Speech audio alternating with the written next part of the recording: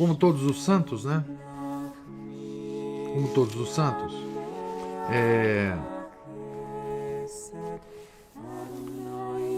São Felipe, obviamente, procurou esconder, né? Todas essas manifestações sobrenaturais, né?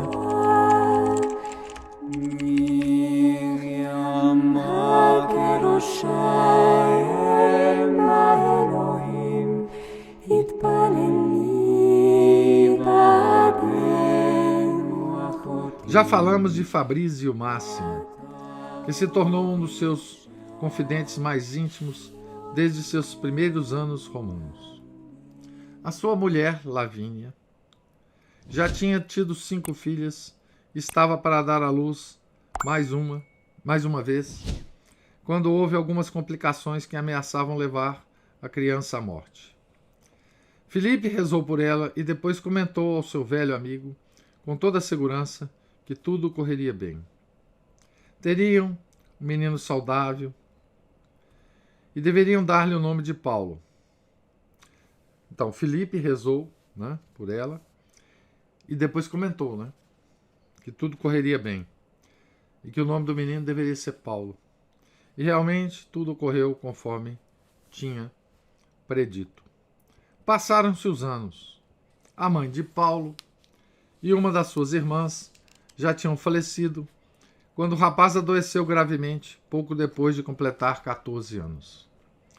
Durante mais de 2 longos meses, Filipe visitou-o todos os dias, confortando-o como um pai, mas por fim o jovem entrou em agonia. Filipe foi chamado às pressas, mas como estava celebrando a missa naquele exato momento, demorou-se um pouco e só chegou depois do desenlace fatal. Ao entrar na casa, deparou com a cena toda: o corpo inerte sobre a cama, pai, irmãs e vizinhos a chorar e a cuidar dos preparativos para o enterro. Filipe aproximou-se do rapaz, ajoelhou-se, lançou-se sobre a beirada do leito e mergulhou em oração. Durante 7 ou 8 minutos, só se ouvia as batidas do seu coração. A seguir, apanhou um frasco com água benta e aspergiu-a sobre o corpo, chamando em voz alta: Paulo! Paulo! Nesse momento, Paulo abriu os olhos e disse: Padre! Mas o milagre não terminou aí. O rapaz passou cerca de 1/4 de hora conversando com Filipe e com os outros circundantes, que não conseguiam acreditar no que viam. Chegou mesmo a levantar-se para ir ao banheiro. Depois o santo perguntou-lhe se queria continuar vivo ou se preferia ir para junto da mãe e da irmã no paraíso. Paulo escolheu a segunda alternativa. E seu pai, testemunha de todo o acontecido, recordava durante o processo de beatificação do santo. Abre aspas. Então o beato Filipe, na minha presença, deu-lhe a bênção e, pondo-lhe a mão sobre a fonte, disse-lhe: E eu o ouvi. Abre aspas. Vá, seja abençoado e reze a Deus por mim. Fecha aspas. E tendo o beato Filipe dito essas palavras, Paulo, com semblante plácido, sem fazer nenhum gesto, nas mãos desse bem-aventurado sacerdote, na minha presença, voltou subitamente a morrer. Isso é a descrição no processo de beatificação, né? No castelo da família Máximo, celebra-se todos os anos, no dia 16 de março, data do milagre, uma missa em recordação desse episódio. Apenas mais uma amostra. Então, esse é um caso de ressuscitação, né? De São Filipe, né? Apenas mais uma amostra em que fica patente o carinho de Filipe pelos seus confidentes. Délia Buscaglia, a jovem esposa de um dos seus grandes amigos, Gaspare Brício, músico do castelo de Sant'Angelo, Estava para dar à luz no último dia do ano. Já começavam a ouvir-se os fogos de artifício pelas ruas quando as coisas se complicaram no leito da parturiente. A criança que estava para nascer morreu, e a mãe parecia também não ter nenhuma possibilidade de sobreviver. A parteira, as vizinhas, os parentes corriam de um lado para o outro para socorrê-la.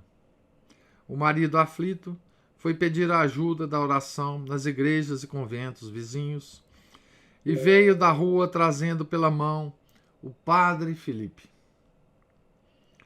Com os olhos cheios de lágrimas, o sacerdote entra no quarto e vê Délia agonizante. Ajoelha-se e pede que todos os que se encontram ali façam o mesmo. Reza o Pai Nosso e a Ave Maria. Depois chama em voz alta: Délia.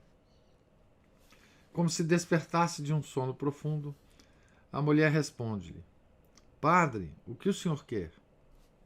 E Felipe: O que o senhor quer, né? Felipe responde: Que sejamos santos. Que sejamos santos. E a agonizante: Que Deus assim o faça, ó Padre. Estou tão mal. Vamos, não duvide, quero que sejamos todos santos. Diante desse sofrimento, Felipe não parece pedir o que se espera dele.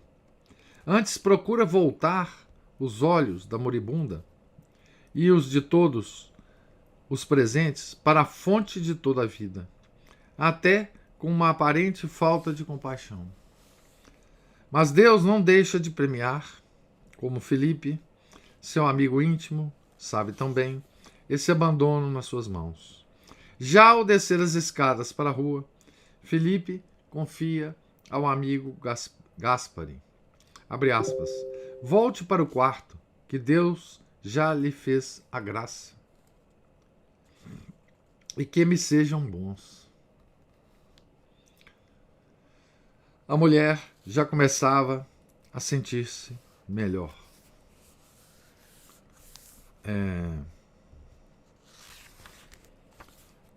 Como todos os santos, né? Como todos os santos,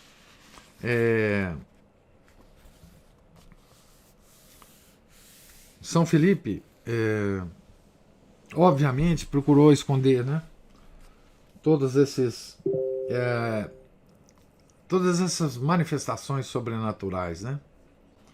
Ele escondeu uma das grandes manifestações, talvez a maior que ele teve na vida, né? Durante toda a vida dele, que foi o Pentecostes, nas catacumbas de São Sebastião, né? Quando ele engoliu aquela bola de fogo, né? E eu imagino o quanto de manifestações dessas ele não escondeu, né? Então, os santos, eles têm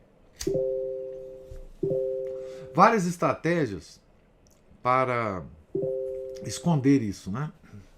Eu não sei se vocês lembram quando a gente leu a biografia do Coradares, São João Maria Vianney, né, que quando ele fazia algum milagre, ele dizia que era o milagre da... Oh, meu Deus, esqueci agora a santa, que ele era muito devoto, aquela Marte do século III. Santa Filomena. Santa Filomena, exatamente. Ele andava com um santinho dela, alguma coisa no bolso, e ele falou, não, é Santa Filomena que fez. Não, eu rezei por ela e ela, né, fez o milagre. Então, assim, os santos tinham estratégia. Talvez o santo que mais tenha sabido esconder, embora alguns vazaram, né, sabia esconder essas manifestações sobrenaturais, foi Santo Tomás de Aquino. Não é? Dele se tem muito pouco relato, né, de milagres, embora os seus irmãos frades dominicanos, eles sempre foram muito atentos a ficar espiando, né?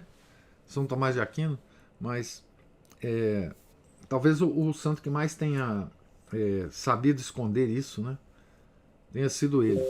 Os outros santos, São João Bosco também, a mesma coisa, né? Ele sabia esconder muito bem os milagres, né? Porque, na verdade, a santidade de um santo, ela... Quer dizer, os milagres são só um resultado que para o santo é muito superficial da vida intensa que ele tem de intimidade com Deus, né? Os milagres são só, digamos assim, uma consequência mais inferior, né? Digamos assim, dessa intimidade, né? É por causa da intimidade que os milagres acontecem, obviamente, né? Mas os santos parecem tratar isso de uma maneira muito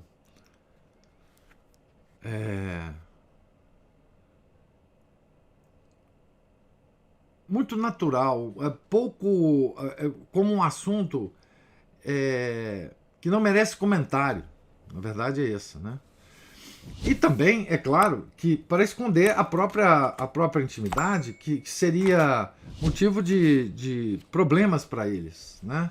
Não só problemas pessoais, porque eles não iam conseguir mais fazer nada, como também problemas com relação à soberba, né? Tá certo? E os santos são sempre muito reservados em relação a isso, né? Nessa luta contra a soberba, né? Então, São Felipe não era diferente disso, né?